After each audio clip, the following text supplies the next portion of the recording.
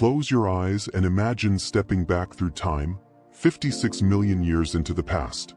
The world you know doesn't exist yet. There are no cities, no farms, no roads carved through wilderness. Just endless green forests, towering mountains, and vast stretches of ocean that seem to swallow the horizon whole. You're standing on a rocky shoreline somewhere in what we now call Southeast Asia. The morning mist clings to the water, and the only sounds are waves lapping against stone and the distant calls of birds you've never heard before. This is Indonesia, but not the Indonesia of today. This is a world where humans are still figuring out their place on Earth, and some are about to attempt something that will change everything. The people gathering on these shores don't know they're making history. They can't imagine that archaeologists thousands of years in the future will piece together fragments of their story from ancient tools buried in sand. They're not thinking about legacy or human achievement. They're thinking about survival. Meet Kala. She's perhaps 25 years old, though age is measured differently here. In seasons survived, children raised, knowledge accumulated. Her weathered hands trace patterns in the sand, recreating star maps her grandmother taught her. Those stars have guided her people through forests and across rivers, but never across the endless blue that stretches before them now. Beside her sits Elder Batu, his face lined with decades of wisdom and worry. His eyes hold memories of when the forests were fuller, when game was plentiful, when there was room for everyone. Those days are ending. The climate is shifting. Resources are becoming scarce. Other human groups are pressing in from all directions, and the competition for hunting grounds has turned deadly. The water calls to us, Batu murmurs, his voice barely audible over the waves. But water has always been our boundary.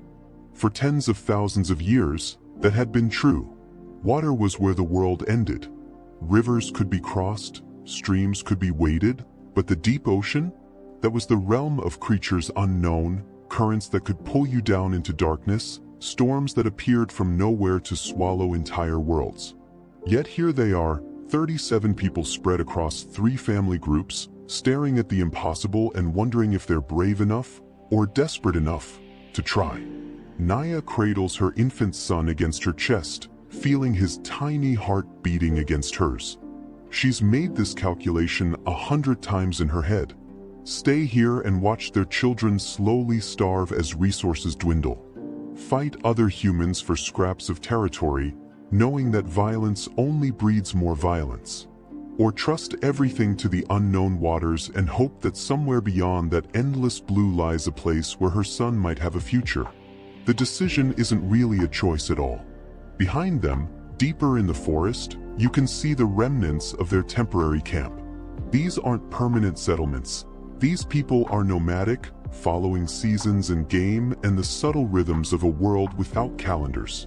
But for weeks now, they've been preparing for something unprecedented. Watch Jorik as he works. His massive hands, scarred from countless hunts, are surprisingly gentle as he selects bamboo stalks. Each piece must be perfect, strong enough to bear weight, flexible enough to bend without breaking, straight enough to lash together into something that might, with luck and skill and perhaps divine intervention, carry them across water deeper than anything their ancestors ever imagined. The raft taking shape under his careful construction is a masterpiece of Stone Age engineering. Bamboo poles bound with coconut fiber rope, sealed with tree resin, designed with an understanding of buoyancy and balance that comes from generations of river crossings. But this isn't a river. This is an ocean channel 55 miles wide, with currents that could drag them into oblivion and storms that could appear without warning. How do we know there's land out there? Asks Mira, Naya's younger sister. She's pointing toward the horizon where water meets sky in a seamless line of blue uncertainty. It's the question that haunts all of them. They have signs, hints, possibilities. Sometimes, when the morning is perfectly clear, there's a shadow on the distant horizon that might be mountains. Birds fly from that direction, returning with full bellies and salt water on their feathers. Cloud formations suggest land masses beyond their sight. But signs aren't certainty. Signs aren't survival. Kala stands and walks to the water's edge, letting the waves wash over her feet. The ocean is surprisingly warm, surprisingly welcoming. But she knows that's deceptive. Beyond the shallows lie depths that could swallow their entire world and leave no trace behind. She's been chosen as navigator not because she knows these waters, no human knows these waters, but because she understands the language of stars and currents, wind patterns and wave behavior. Her grandmother taught her to read the ocean's moods, to sense when weather is changing, to follow the subtle signs that guide seabirds back to land. The ancestors crossed rivers to reach these shores, she says quietly, more to herself than to the others. Their ancestors crossed valleys to reach those rivers. Every step forward was into the unknown. The weight of that realization settles over the group like morning mist. They are part of an unbroken chain of human courage stretching back through countless generations. Every ancestor who ever lived pushed just a little further into the unknown, tested just one more boundary, took just one more risk in the endless human quest to see what lies beyond the next ridge, around the next bend, across the next river. Now the river has become an ocean, and the next bend has become a horizon that stretches further than any human has ever traveled. As the sun climbs higher, the pace of preparation intensifies. Water containers carved from gourds are tested for leaks. Stone tools are wrapped in leaves to keep them dry. Dried fish and fruit are packed with the care of people who know they can't afford to lose a single meal. The fire presents the greatest challenge.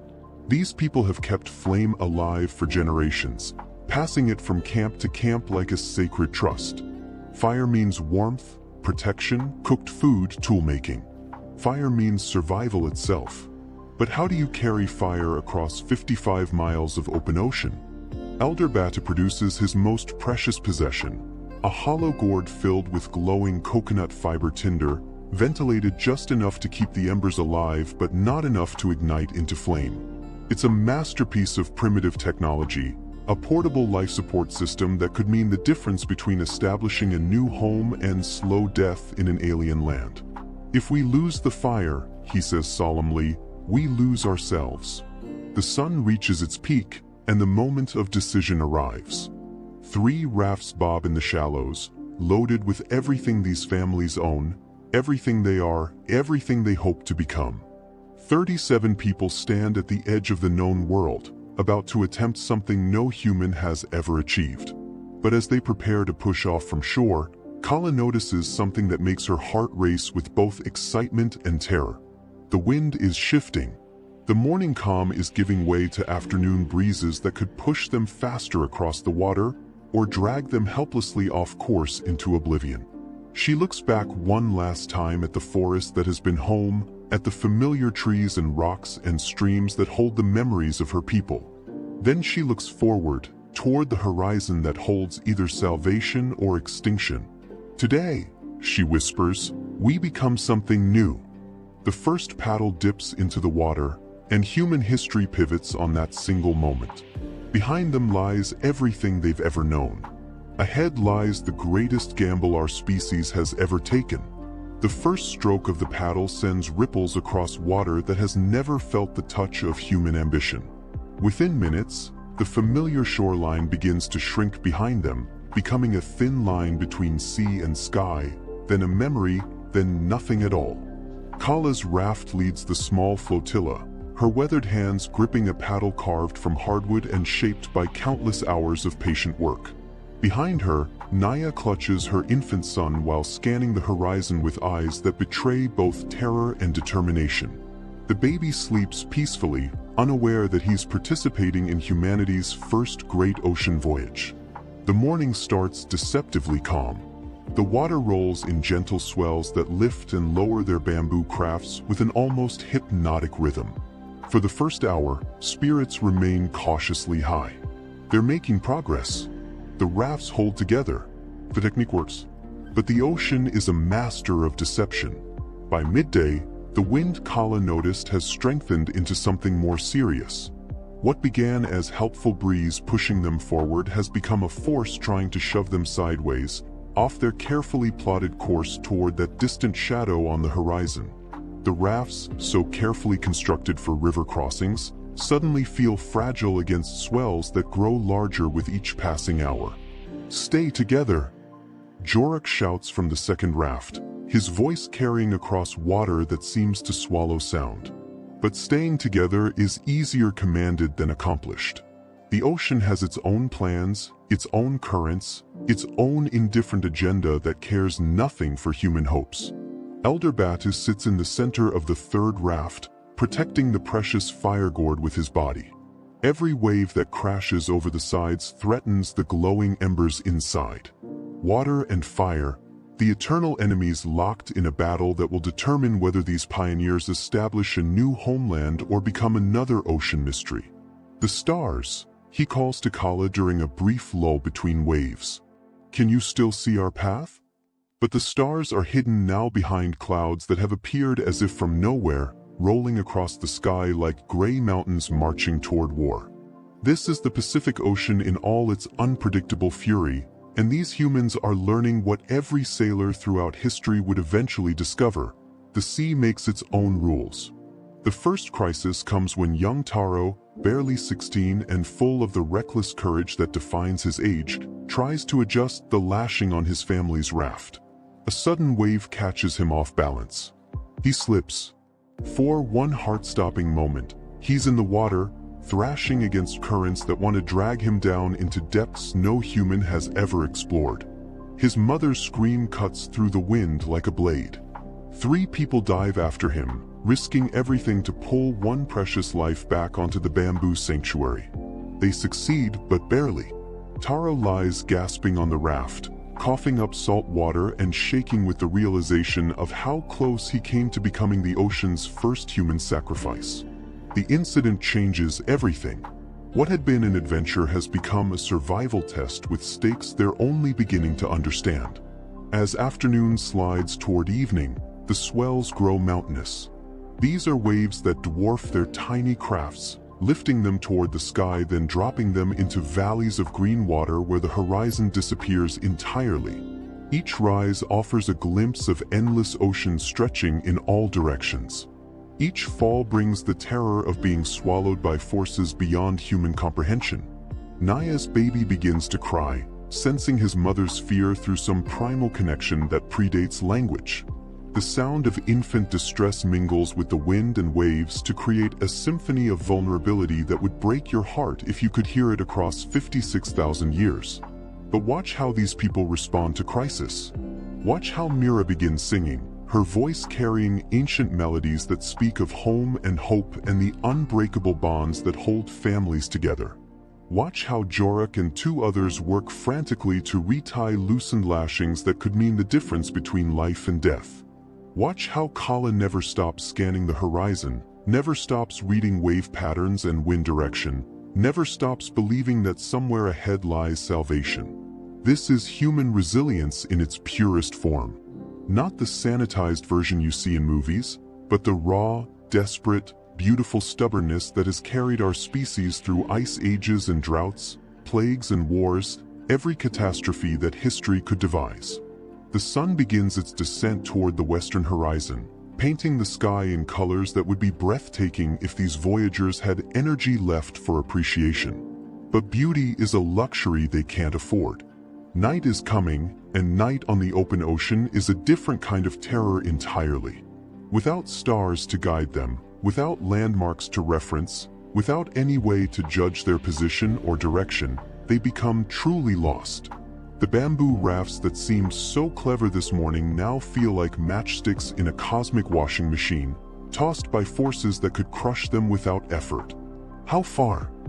Naya asks, though she knows no one can answer. How far to land? How far have they come? How far can they still travel before exhaustion claims them all? The water containers, so carefully prepared, are running low faster than expected. Salt spray has contaminated some of their freshwater supply. The dried fish, their primary protein source, has become precious beyond measure. Every swallow, every bite, every decision about rationing could determine who lives to see tomorrow. As darkness falls complete, Elder Batu makes a decision that will echo through generations. He opens the fire gourd just enough to let its glow escape, creating a small beacon of hope in the vast darkness. It's a massive risk. The wind could extinguish their flame in an instant, but it also gives them something to rally around, a point of reference in the chaos. Our ancestors carried this fire across continents, he says, his voice surprisingly steady. Tonight, we carry it across the sea. The three rafts draw closer together, forming a small triangle of human determination in an ocean of uncertainty. Children sleep fitfully against their parents. Adults take turns paddling, navigating, watching for signs of land or storm or hope. Above them, invisible behind the clouds, stars continue their eternal dance. Below them, currents older than human memory push them toward a destiny they can only imagine.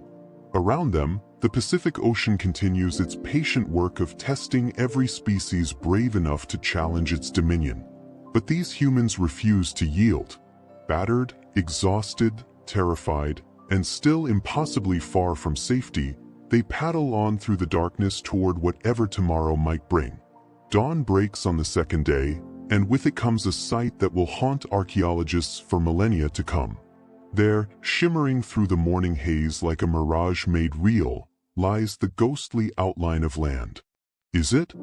Naya's voice catches in her throat, afraid that speaking might make the vision disappear. Kala squints against the rising sun, her navigator's instincts warring with desperate hope. She's seen clouds that looked like mountains, waves that resembled distant shores. But this has the solid permanence of actual land. Mountains rise from the water like sleeping giants. Beaches stretch white and inviting along a coastline that seems to go on forever. They've found Australia. But finding it and reaching it are two entirely different challenges. Between their exhausted flotilla and salvation lies a maze of coral reefs that could shred their bamboo rafts in minutes. The ocean floor here is visible through crystal clear water, revealing an underwater landscape of impossible beauty and deadly sharp edges. Careful, Jorah calls out, watching the water change from deep blue to turquoise to the pale green that signals shallow danger. The sea gods are testing us one final time. 4 hours they navigate this aquatic obstacle course, sometimes lifting their rafts over coral formations, sometimes finding narrow channels deep enough for passage. It's painstaking work that demands every ounce of their remaining strength. But gradually, inexorably, they work their way toward shore. When Kala's feet finally touch sand, when she takes that first stumbling step onto solid ground after 36 hours of ocean crossing, she doesn't celebrate. She can't. The magnitude of what they've accomplished is too overwhelming for immediate comprehension. Instead, she simply falls to her knees and lets beach sand run through her fingers like the most precious treasure on earth. Behind her, the others stagger ashore in similar states of exhausted disbelief. Naya clutches her baby and whispers prayers of gratitude to ancestors who somehow guided them across the impossible. Elder Batu carefully tends his fire gourd, knowing that the glowing embers inside represent the spark of civilization itself. But as relief gives way to awareness, they begin to notice that this new world is different. Profoundly, unsettlingly different. The sounds are wrong. Instead of familiar bird calls and monkey chatter, this landscape echoes with cries they've never heard before. Deep grunts that seem to come from creatures the size of boulders. Thundering footsteps that shake the ground. Splashing in nearby lagoons that suggests animals far larger than anything they've ever encountered. Their first glimpse of Australia's megafauna comes at sunset on their first day. Through the trees emerges something that defies belief. A marsupial the size of a rhinoceros, moving with slow deliberation through vegetation that parts before it like grass before wind. Its massive jaws work methodically on leaves, and its small eyes regard these strange new arrivals with mild curiosity but no fear. No fear. That's what strikes them most profoundly. These animals have never seen humans before. They have no inherited terror of spears and fire and the particular brand of intelligence that makes humans the apex predator on every continent they've touched. They don't know to fear us, whispers Taro, the young man who nearly drowned yesterday and now stares at creatures from another world entirely. It's a moment of innocent contact between species that will never come again. Within generations, these gentle giants will be extinct, hunted to oblivion by the descendants of these very people. But for now, in this perfect moment of first contact, there's only wonder on both sides. The practical challenges of survival assert themselves quickly. Everything they know about finding food, identifying safe plants, reading animal behavior must be completely relearned. The fruits are different. The roots are different. Even the insects are different. And insects often mean the difference between adequate nutrition and slow starvation. But watch how quickly human adaptability kicks in. Mira discovers that certain berries, while unlike anything from home, attract the same types of birds that fed on safe fruit back in Indonesia. Jorik learns that these massive marsupials create trails to water sources, just like the game paths he followed in the forests they left behind. Most remarkably, they learn that this continent responds to fire in ways that seem almost magical. Controlled burning doesn't just clear undergrowth, it actively encourages new growth, creates grazing areas that attract animals, and maintains the delicate balance between forest and grassland that will define Australian ecology for the next 65,000 years. Elder Batu, watching smoke rise from their first controlled burn, nods with satisfaction. The land speaks to fire, he says. Just like home, but in a different language. Weeks pass. The months. The small band of 37 pioneers becomes the foundation of something unprecedented. A continental civilization built from scratch. Children are born who will never know the crowded forests of Indonesia. Elders die knowing they've lived to see their people established in a land of infinite possibilities. The tools evolve too. Australian stone requires different knapping techniques. The local timber splits differently, burns differently, works differently under human hands. But each adaptation makes them more perfectly suited to their new environment, more capable of thriving in ways that would have been impossible back home.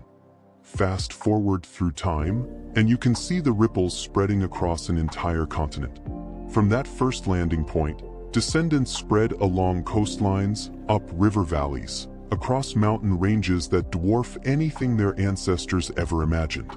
They develop new languages, new mythologies, new ways of understanding the relationship between humans and the land that sustains them.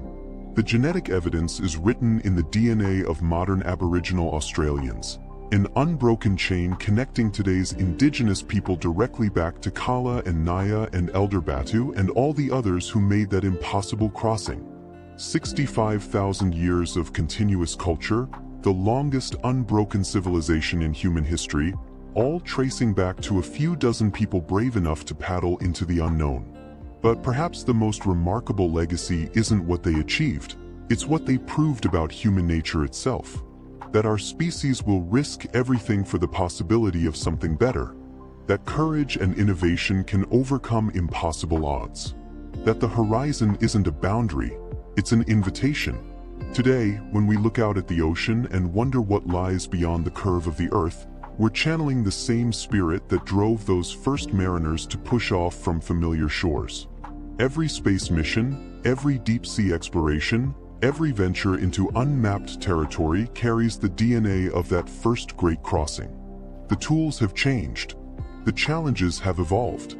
But the essential human drive to discover what lies beyond the next ridge, around the next bend, across the next ocean, that remains unchanged from the day Kala first dipped her paddle into Pacific waters and chose hope over fear. Their story reminds us that we are all descendants of people who refused to accept limitations, who looked at impossible barriers and decided to find a way through them anyway. The blood of explorers flows in every human heart, waiting for the right moment to answer the call of distant horizons. And somewhere in the waters between Indonesia and Australia, if you listen carefully on quiet mornings when the mist rises from the sea, You can almost hear the splash of ancient paddles carrying humanity toward its greatest adventure yet. What incredible stories from our shared human past would you like to explore next? The first farmers who revolutionized civilization? The Ice Age hunters who painted the caves of Europe? The nomads who crossed the Bering Land Bridge to discover the Americas?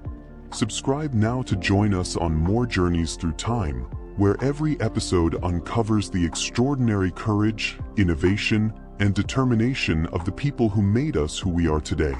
Because their stories are our stories. And there are so many more waiting to be told. Hit that subscribe button and ring the notification bell. Your next adventure through human history is just a click away.